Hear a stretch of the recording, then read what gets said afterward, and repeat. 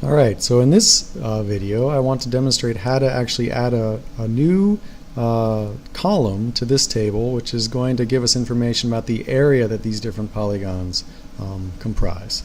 And if you'll notice, just to sort of recap, we are still in sort of the editing phase, and while the editor is active, this is totally non-intuitive, while your editor is active, if you go over here to add field, which is what we want to do, that is blacked out, is blanked out. We cannot sort of use it. So again, it's non-intuitive. We need to stop editing, and once we stop editing and then we go over here, then we can add a field, which seems like it would be editing the table, but again, that's how Esri has set things up.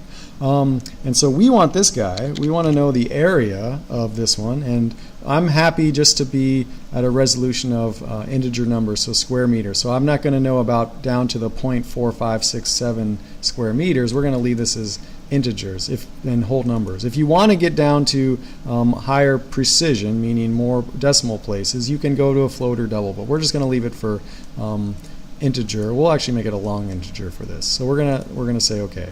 And we've got this new column which has just arrived, and if you right click on there, you can do some different things, and one of them you can choose is calculate geometry, which will populate or update the values of this field to be geometric values. And that's what we want to do. And we get this error, we say we do wish to continue, no problem.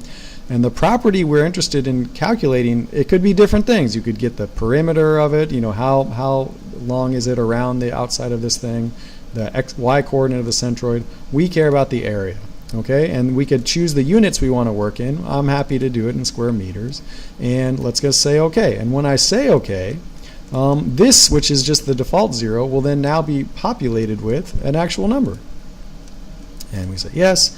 Voila. So here we see that we've got an area calculation. And so this one, which is the long skinny one, has less of an area than this sort of big fat one, and that should make sense.